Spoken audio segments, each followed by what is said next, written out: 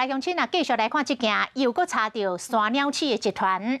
宜兰地检署派员到新德县尖石乡抓这个山鸟鼠，结果发现市价超过1000万，总共11栋的台湾小蓝、扁柏，也就是狗壳啊，甲牛樟角材。这个检方总共拘提9个人到案，有3个人去互收押。最近，雪山山尾迄颗梨啊，山鸟鼠是真畅销。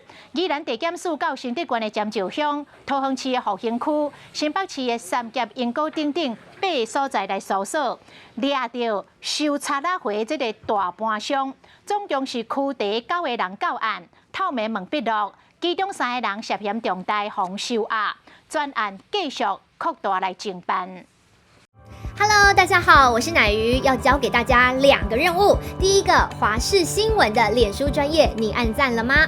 还有华视新闻的 YouTube 频道，赶紧订阅起来，还要记得按赞，开启小铃铛哦。